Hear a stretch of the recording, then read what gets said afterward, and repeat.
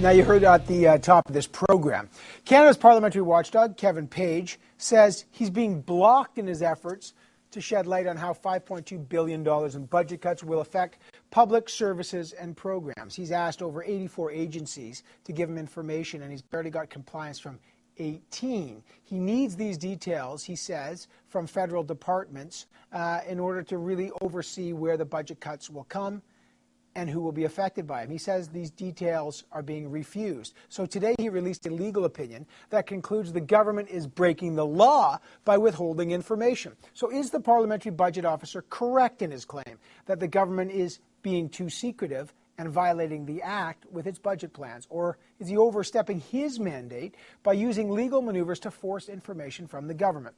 Let's get some MP's reaction. Andrew Saxton is the Parliamentary Secretary to the Treasury Board President. He's here. So is Peggy Nash, the NDP Finance Critic, and Scott Bryson is the Liberal Finance Critic. Welcome to all of you back on this Good Monday. Thank you, Evan. Thank you. Mr. Saxton, you just heard the Parliamentary Budget Officer. Can you explain why 64 government departments and agencies are refusing to give the Parliamentary Budget Officer the information he's requested to do his job? Evan, we're going to continue to provide Parliament with information through the normal means. That means through the public accounts, through the estimates, and through the quarterly financial reports. This is the same way it's always been done, and we're going to continue to do that. With respect to specific reductions in the public service, we will, according to the collective bargaining agreements, we will be advising the unions as well as those employees that are directly affected first. And you think that's only fair that those that are affected directly, they should find out first and not have to read it in the newspaper or hear about it on television. Now, the PBO says that there's no compliance. Let me just show you what he says in his letter to the Clerk of the Privy Council, Wayne Waters. Page says, quote, the information should have been provided as requested, and both your department and other departments that have not complied are in violation of their legal obligations under the Act. You know, he says he's got to do this to do his job. Is the government breaking the law by refusing to disclose the information that the PBO wants? Look, Evan, we are going to continue to provide this information in the normal way, the way it's always been done, through the public accounts, through the estimates, and through the quarterly reports. The Parliamentary Budget Officer has access to all of those documents, has access to those reports, and he should be studying them. That's his job. Well, he is studying them, and he says, I'm reading the letter. He wants information pertaining to the savings measures undertaken within your department. I mean, he's saying he's not getting enough information. I can read you his request. It's pretty specific. I can tell you that a lot of information was provided in Budget 2012, as well as I mentioned in the estimates, in the public accounts, and in the quarterly financial reports. That's the way it's always been done, and that's what the Parliamentary Budget Officer should be studying. I'm just going to one last thing. The Parliament Act of Canada, the Parliament of Canada Act, okay? The amendments created when his position was created endows him with powers to obtain data necessary to discharge his mandate. Section 79.3 of the says he is allowed to ask for and get information. So I guess my point is, are you violating this part of the Act, which says when he asks for information, you're obliged to give it to him? Well, my point is that he has the information necessary for him to do his job. Peggy Nash, what do you make of this? Does he have enough information? Well, clearly he doesn't, because we as parliamentarians don't know exactly where these cuts are going to come. Now, we've heard perhaps the unions won't agree. The unions have said, go ahead. We would like to know. Say it publicly. Release the information and say where the cuts are going to be. It makes a mockery of what we're doing here, studying this Budget Implementation Act, when we don't even know what we're voting on in terms of budget cuts. And, the government's not just violating any law. They're violating a law they created. They wrote into Ottawa on the horse of accountability. They created the position of the Parliamentary Budget Officer. Sadly, they didn't make him completely independent and an agent of Parliament. He does report to the Prime Minister because he doesn't have the full independence and powers of the Auditor General. Wish that he did, because his projections, his numbers have been far more accurate than those of the government. And we would like him, on the F-35s, on budget cuts. He said this budget will be a drag on economic growth. It will increase unemployment. We'd like to know what services are being cut, what positions are being cut, how it's going to affect the services that Canadians want and need. It's basic information. We should have had all this before we were required to vote on this bill. So they are breaking the law. They're breaking their law, a pretty important law about accountability. We'd like to see them provide the information so that we can all do our job as we are expected to do by Canadians. Scott Bryson, the PBO said, look, information on planned cuts to specific areas would only disclose the number of positions that may be affected, not the identity of specific individuals. He said that the government could render that data anonymous, but Wayne Waters, the clerk of the Privy Council, says that might violate union agreements. Well, look, who's the public supposed to trust here? The head of the Privy Council or the PBO? First of all, when it comes to labour negotiations, these kinds of issues do not obviate the responsibility of the government to provide this kind of information to Parliament. It's not just the capacity of the Parliamentary Budget Officer to do his job. It's the capacity of parliamentarians, of members of Parliament, to do our jobs. And that goes for NDP and Liberal MPs and Conservative MPs. We all have the same fiduciary responsibility. And one of the key functions of Parliament is to hold the government to account on spending issues and on fiscal issues.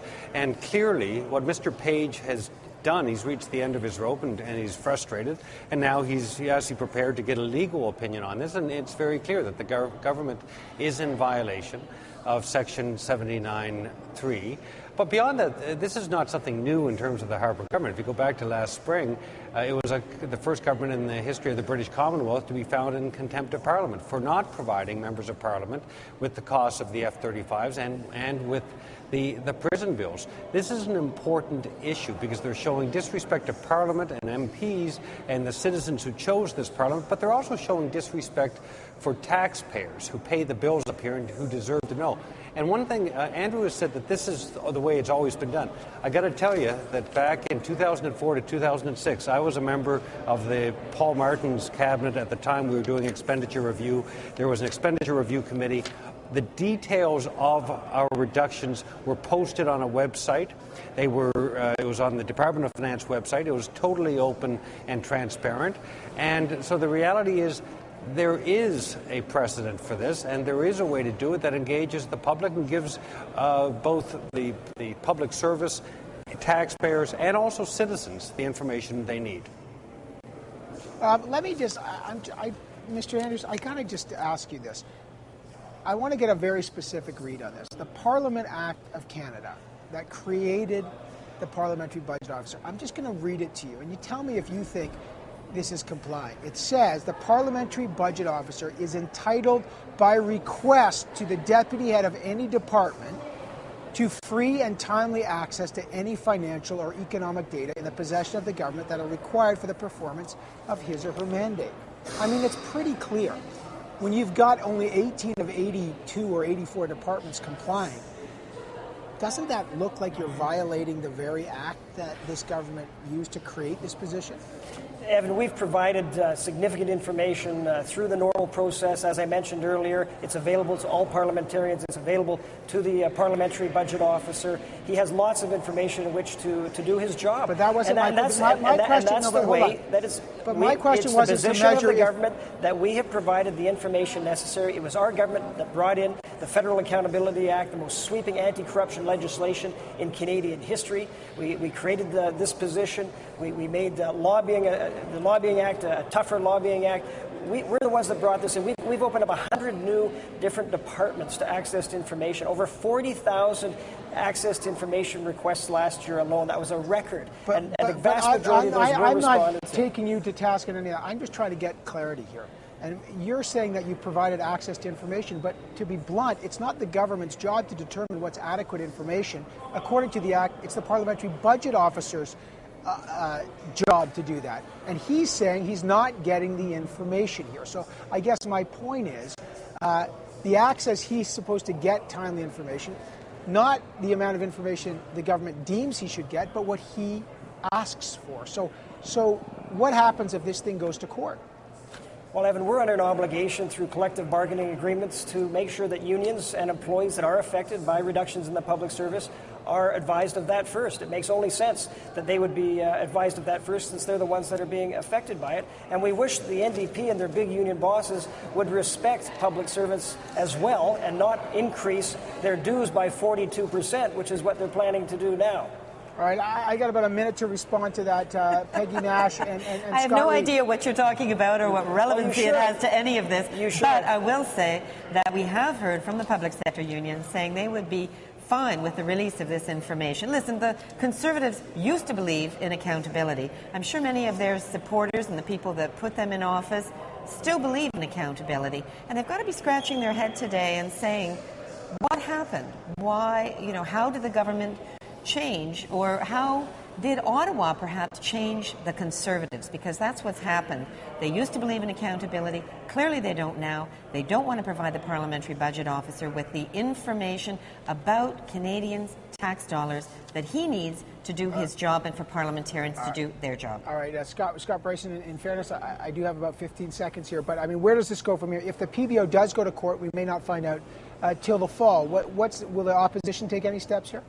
Well, I've actually done a standing order question to the House asking, or to the government asking for similar information at the PBO. I get the same kind of response. I think we've got to keep fighting for taxpayers, fighting for the parliamentary freedom and democracy. I mean, this is really, Evan, an affront to Canadian citizens and to Canadian taxpayers who are paying the bills here. We can't do our jobs, and that means Conservative MPs, not just NDP and Liberal MPs, if we're voting blindly. What the government has effectively done is to put blindfolds on MPs and say, just take us on faith, everything will be all right, you don't need all the facts. Evan, I just want to address something that Peggy mentioned earlier. She said that private sector jobs will be at stake as a result of this budget. This is the Jobs and Economic Growth budget. I want to remind her that over 750,000 net new jobs have been created in the private sector. About a third of which are from temporary foreign workers. In the last 2.5 years, 90% of those are permanent jobs. So we're on the right track to job creation. I have a private member's bill calling for independence for the PBO. That's what we need to bring in. Of Parliament, but I'm glad that we're still everyone's fighting to get their last words. And Andrew Saxon, Peggy Nash, Scott Bryson, good to have all three of you back on the program. Thanks, Evan. Thanks, Evan.